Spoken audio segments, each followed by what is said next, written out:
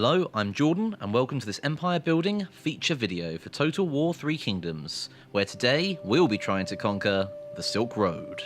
Jumping straight in, we have two noteworthy characters for our faction in Pandur and Ma Teng, a most brilliant warrior.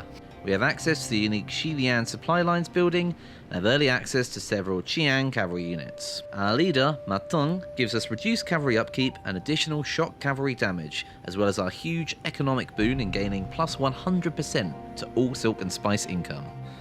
As we join here as Governor Ma Teng, we start with a split hold between the Jincheng and Wudu commanderies. I've killed the initial Yellow Turban Rebellion army who are encroaching on my silk trader, and have began mustering just outside the border of Wudu town proper. As you can see, the Yellow Turban army has a strong foothold in this region, and if we click on the badge above the town, we see they're led by the rebel Jabor. But remember, if we click on the town itself and go down to the garrison icon, we can also see the town itself provides a further 6 units and a captain to their defence. I'm going to open the recruitment panel and take on some medium spear infantry and an additional unit of Qiang raiders who benefit from both my faction cavalry perks and finally an extra character. Not just anyone though, my wife, Meilan Li. Right now she's unsatisfied, but more so than that, she is our only available character to call to arms as a general, and as a purple sentinel she's more than equipped for the job. Meilan Li brings with her 2 axe-band infantry units, so we're going to add 2 medium sword infantry to that as well to make for a fairly offensive army composition for our first attack. As some of my units are newly recruited, they are still replenishing and not at full strength. We're going to push halfway to Wudu town and see if they come out to meet us. As we're in enemy territory, we'll go from replenishing based off of the local town's resources in an owned region to instead just sustaining ourselves on our military supplies to not take attrition. As the military supplies panel shows us, our characters and faction provide us a combined 48 military supplies, yet the harsh colds of winter and the mountainous terrain means we are suffering minus 30 supplies. If I consider only moving 50% of my maximum range and going into an encamped stance, we can counteract this. If we take a turn and look at our penalties in spring the next season, we can see the penalties are actually even larger, with a minus 40 from hostile territory as well as the minus 5 from terrain. Whenever you're going on a large conquest, consider your military supply levels carefully, as if you run out, attrition and starvation will quickly cripple your forces, as well as directly affecting the morale of your troops in battle. We push forward and our troops are outnumbered 2 to 1. But I have faith in the ability of our generals and our men to shatter the spirits of the peasant uprising and bring the town to bear. The battle is hard fought. I hope for my cavalry to break through on the right flank while I attack 2 other entrances simultaneously. Jabor is smart and uses his ranged infantry to brutal efficiency. I win, but by the skin of my teeth. My army looks very much worse for wear. Wudu town is ours. It's cost me dearly, but as the linchpin of the Wudu commandery, it is worth the sacrifice. If I open up my settlement panel, we can start some basic management within this commandery.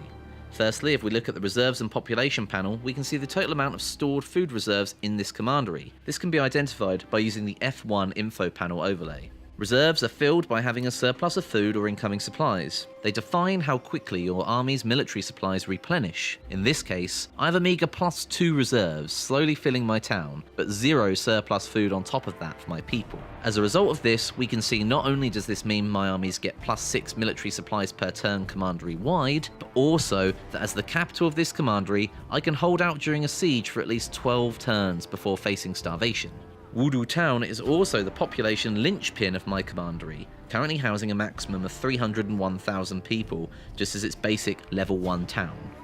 Your population in each province is viewable via the population icon, and is a representation of the living growing towns and cities within your commandery's regions. These population centres are directly responsible for the income you get from your peasantry, as well as the rate of replenishment you will get for newly recruited or damaged armies. The more you invest in your green peasantry buildings, as we see here, the more both of these bonuses will increase as your population grows.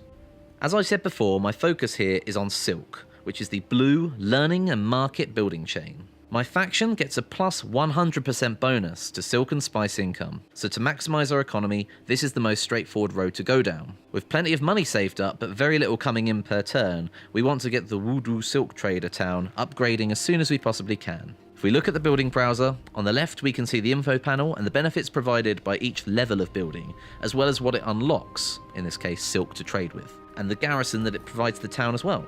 We have other building options, but only one province or building slot can be upgraded at any one time in a commandery, so let's get this one going quickly. It's worth noting, if I'm in dire need of this building to compete quickly, I can pay a premium fee for it to finish this turn, but be wise when you use this function. In addition to this, we have a reform available, and we can see that if we wanted to make our level 4 Silk Road market, for example, that these buildings have a requirement before you can build them. As we look at the reforms, I need a school to be able to unlock that reform chain, which I don't have access until I do several upgrades on my main town and grow it into a small city. So, for the moment, I'll simply take the foreign envoys reform and gain myself a trade agreement to start selling some of our silk instead. My army is still somewhat recovering from a close shave during the siege of Wudu town. Their replenishment is slow due to the severe lack of food in the western lands that Ma Teng inhabits. Mountainous terrain neighboured by a vast desert, not exactly farming country. To temporarily answer this problem, Zhan Lu comes to me looking for money. He is rich in food but poor in wealth. This is an easy fix for the moment, so I make a deal. I've waited long enough. While the autumn season is still with us, I will move up the valley in a 2-turn march to the occupied copper mine. I aim to encircle them at their most vulnerable, and exploit this during the colds of winter. As I complete the second part of my move, I choose to starve them for a season, so I can force their armies to take attrition and better my odds, while I'm well prepared for the cold. As I return in spring, I can now try and demand surrender of them, which if they accept, I would allow the enemy garrison to leave unharmed, in exchange for peacefully handing over the settlement. Despite this, however, I can't really take that chance, not with a rebel uprising, so I'll take the fight to them myself. Our decision to starve them out was well placed, and their lack of supplies as a town saw them in bad shape to begin with.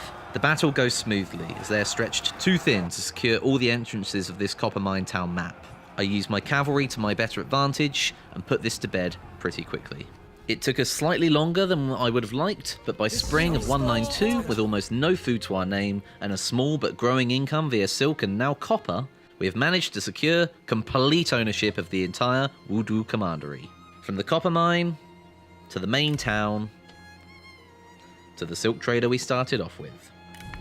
Let's take an overview of the region and hit the commandery details panel to break down how things look now we've secured a foothold. As you can see, the commandery's detail panel gives us an overview of all main factors within each of our Wudu provinces, from population to income to food. The one I want to mention specifically here is faction support, i.e. the support of the local populace for your faction, which impacts how prosperous your settlements and people are.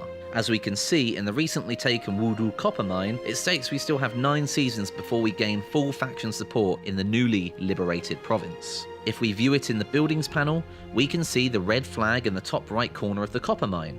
This shows us that faction support will amount to a certain level of negative debuffs to things like income and replenishment that slowly reduce to nothing as the people adjust to their new ruler.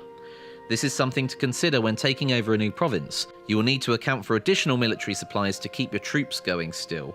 We move forward into summer, and our new foothold of the commandery draws attention from an unexpected neighbouring party. Dong Zhuo comes forward and offers us a deal. In return for our vassalage under his banner, alongside the Han, he will give us the silk trader in Hanzhong. This presents me with the second piece of the puzzle in reaching my ultimate goal, conquering the entire Silk Road and building an economic powerhouse, which I wasn't exactly going to be able to achieve without going to war to otherwise get it. If I do this, Zhan Lu will not honour his deal to supply me with food if I accept Dong Zhuo's proposal of vassalage. As we have the whole Wudu commandery, we're going to try and optimise it for silken commerce even further by appointing an administrator. If we look at the court panel, administrators are the lowest available position in the court and are ideally a great position for satisfying a character up to rank 4. In this instance, we've kept a pretty tight court here at Ma Teng, with just myself, my wife, Meilan Li, and our trusted champion, Pang De. However, is this necessarily the best use of each of these characters? No. I'm going to open Ma Teng's character panel, and in my accessories I've come across a text called The Discourses of the States, which allows me an early additional administrator slot, as well as some authority and satisfaction buffs, which don't hurt either. I'm going to equip it, and as we can see now in the court, we have an administrator slot open to us. Now we're going to look to my wife and general, Meilan Li. She is a purple sentinel, and as we can see, her main strength is her expertise attribute. But let's refine her even further. She's gained a skill point leveling up in the last battle, and has a blue skill available in scholarship. This gives us a further 25% income boost to Silk in the administered commandery. Mei Lan Li can continue to be a general in my army, however, her retinue is kind of beaten up. So I'm actually going to call back General, which undeploys her and her retinue, and gives me the chance to rejig my army composition somewhat, moving it to something less offensively focused before expanding my empire further. Now I have a bone to pick with Zhang Lu. He couldn't bear the thought of me taking food from Dong Zhuo, yet stopped giving me the food that I'd full well paid for with him in an agreement that he asked me for some terms earlier. If that's the case, then honestly, I want control of the full commandery to reap its benefits and optimize it properly. I have sent emissaries to Dong Zhuo. As a vassal, I can no longer go to war on my own. However, I can ask my master to join me in declaring war together. Zhang Lu is in Hanzhong town proper, which is dangerously close to the Emperor in Chang'an. An accord is struck, and I will crush him if he cannot be of use to me, so I move down the valley to engage Zhang Lu. He is surrounded by a full garrison and a supporting army encamped outside, most probably holding the military superiority right now. So, my plan is to settle my forces tantalizingly in range of his town, and actually use Ma Teng's foraging forces in camp ability, which gives me not only military supplies, but also food production for my entire faction as well. I need to send him a message. I'm dug in, and the war declaration has been made. I'm not going anywhere, so come and get me. He takes the bait. My one advantage during this battle is that I now have a rank 4 strategist. Not only does he bring some much needed ranged variety to my army, but he also unlocks all specialist formations for every single unit that has them. As an encampment gives us something defendable to work with in this battle, we're going to push our advantage and buy our archers the time they need to put every single arrow they have into the enemy, while I push out with our renowned Chiang shock cavalry and rush the flanks. The plan is executed quite flawlessly. Zhang Lu was foolish in his haste. I follow up and attack his second force's outer encampment and delegate the strategies for my generals to auto-resolve. In this victory, we take not one, but 3 of Zhang Lu's commanders captive. I could show them mercy, but I run the risk of them coming back. So I choose to swiftly execute all of them, wiping the slate clean, as it were, in this province. I'm actually going to choose to loot and occupy here as well.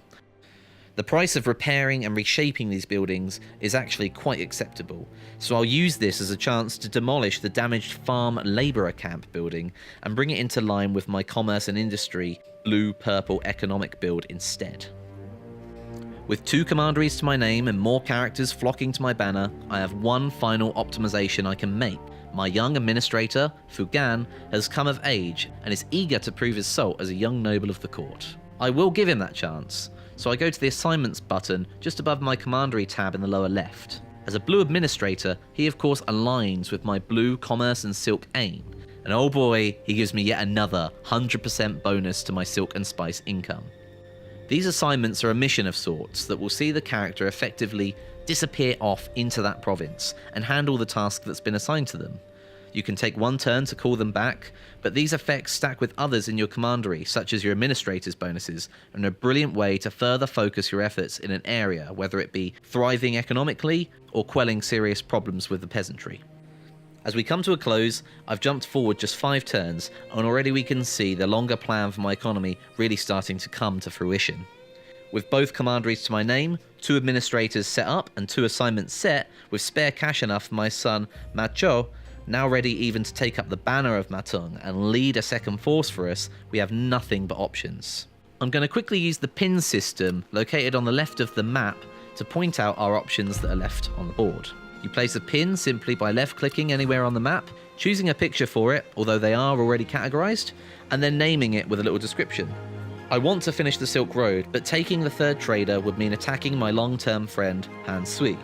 On the other hand, I could break him, claim the Silk Road, and in it, the rest of Xinjiang province for myself once and for all, completing a 3rd commandery. I have the option to continue down the valley into Shangyong and claim a presence further south, starting with a lumber yard still occupied by the Yellow Turbans. Or better still, maybe I even look to cast off the shackles of my vassalage, especially with the Child Emperor so dangerously unprotected at Chang'an, and Dong Zhuo stranded miles away in the desert, helpless to react. By simply focusing my economy and closing out complete commanderies, I have all the options in the world to work with at turn 25.